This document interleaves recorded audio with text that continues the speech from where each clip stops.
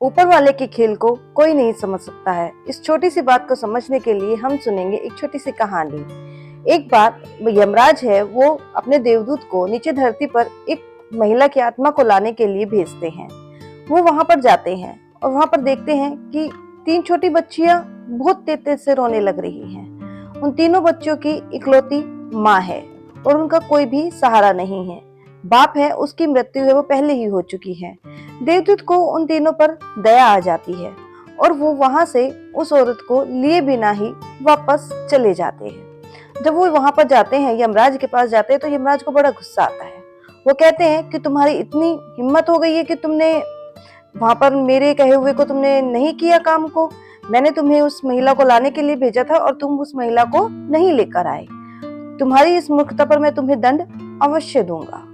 वो यमराज है, उसको देवदूत को नीचे धरती पर कहते हैं कि तुम्हें नीचे धरती पर जाना है और तुम्हारा जब तक तुम 3 बार अपनी मूर्खता पर नहीं हंसोगे तब तक तुम अपने इसी रूप में वापस नहीं आ सकोगे। वो देवदूत है, उसको नीचे धरती पर भेज दिया जाता है। देवदूत देखता है कि उसकी हालत है, वो बिल्कुल ही फटे पुराने कपड़ों में वो एक जगह पर सड़क के किनारे पड़ा हुआ है। उसको कुछ भी ऐसी हालत हो रही है कि वो ना ही उठ पा रहा है ना कुछ और हो रहा है उसका। वो देखता है कि उसके पास में ही एक मोची है, वो जूते चप्पल बना रहा है। जब वो जूते चप्पल बनाने वाला मोची है, वो उसको देखता है देवदूत को, तो उसको उसके पर दया आ जाती है। वो उसके वहां से उठाता है, अपने पास बिठाता है, उसके लिए नए कपड़े लेकर आता है, उसे मिठाई कुछ खाना खिलाता है। जब वो मोची है उसको सब कुछ करता है, उसको सही तरीके से बैठा देता है, तो उसको कहता है कि तुम घर पर जाकर कुछ भी मत कहना, मैं तुम्हें अपने घर लेकर चलूंगा और वहां पे तुम कुछ भी बोलना मत, क्योंकि मेरी पत्नी है वो मुझ पर गुस्सा करेगी। क्यों? क्योंकि मैंने जो मेरे पास थोड़े बहुत पैसे थे वो मैंने तुम्हारे ऊपर खर्च कर दिए हैं। अब उन पैसों में मैं अपने बच्चों का कपड़े खरीदता, लेकिन मैंने तुम्हारे लिए खरीद लिए हैं। तो तुम कुछ भी मत बोलना, अगर मेरी पत्नी तुमसे कुछ भी कहे तो तुम कुछ सुन लेना। वो ऐसे बोलता है और वो उसको लेकर अपने घर चला जाता है। घर जाता है तो उस मोची की जो पत्नी है वो बड़ी तेज से उसके ऊपर गुस्सा करने लगती है, बहुत तेज उसके ऊपर चिल्लाती है, गुस्सा करती है। लेकिन देवदूत को ये देखकर हंसी आ जाती है। क्यों? क्योंकि वो सोच रहा है कि इसको पता ही नहीं है कि इसके घर पर देवदूत आए हैं। जब इसके घर पर देवदूत आ गए हैं तो क्या होगा? अब धन आएगी, दौलत आएगी, सब कुछ आ जाएगा, ऐश्वर्य, उसके पास बहुत कुछ हो जाएगा।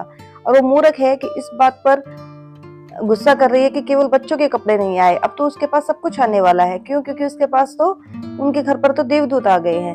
लेकिन उसको ये समझ नहीं आ रहा है, तो वो उसकी मूर्खता पर बहुत तेज देवदूत हंसने लगता है। जब मोची है वो उससे पूछता है कि तुम क्यों हंस रहे हो, तो कहता है कि कोई बात नहीं है, मैं आपको अभी नहीं बता सकता हूँ। मैं जब अच्छे से 3 बार मुझे हंसना है और जब मैं हंस लूंगा तब मैं आपको बताऊंगा। वो कहते हैं कि ठीक है। अब देवदूत है वो मोची के साथ रहकर ही उसके जैसे ही चप्पल जूते बनाने लगता है।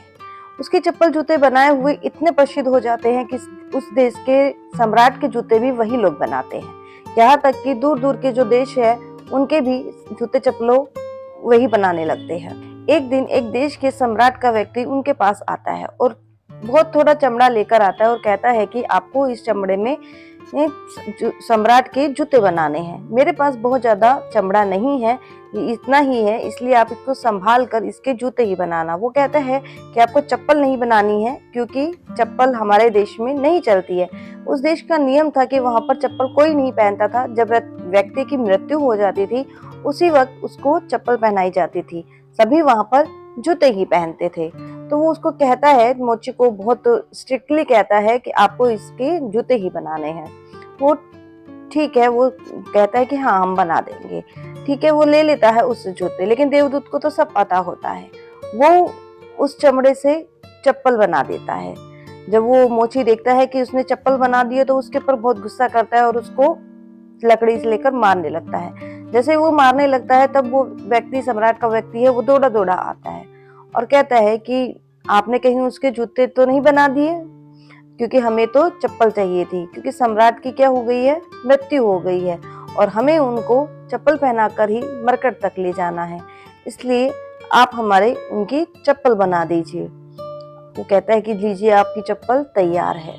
मोची खुश हो जाता है कि देवदूत ने जो किया अच्छा किया, चप्पल उसको दे देता है।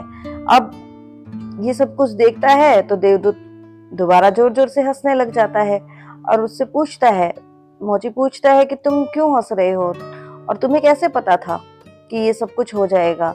वो कहता है कि नहीं, आपको नहीं समझ में आएगा, जब मैं एक बार और हंसना है, मुझे अभी 2 बार हंस चुका हूँ, एक बार और हंसना है तब मैं आपको सारी बात बताऊंगा। तो मोची कहता है ठीक है।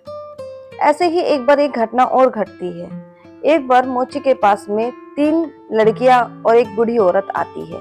वो तीनों लड़कियां आती है और कहती हैं कि हमारी शादी होने वाली है, बहुत बड़े घर में शादी होने वाली है हमारी, तो इसलिए हमारे लिए एक बहुत अच्छे से सैंडल बना दीजिए। तो तीनों अपने लिए सैंडल बनवाने के लिए आती हैं। जब वो देवदूत उन तीनों लड़कियों को देखता है तो वो उनको पहचान जाता है।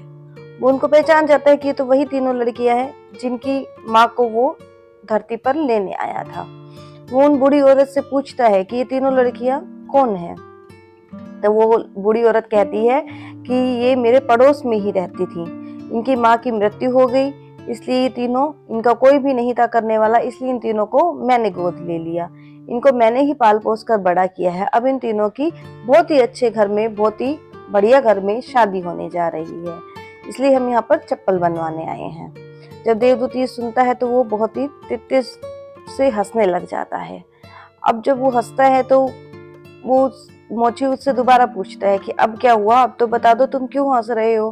तो वो कहता है कि अब मैं समझ गया हूँ कि भगवान के लिखे को कोई भी नहीं टाल सकता, भगवान क्या चाहते हैं वो सब वही जानते हैं। वो उसको सारा घटनाक्रम बताता है और वो कहता है कि अगर वो उस औरत को, जिसको वो नहीं लेकर गया था, अगर वो सच में उसको नहीं लेकर जाता, क्योंकि वो तो नहीं लेकर गया था लेकिन उसका काम किसी और देवदूत ने किया।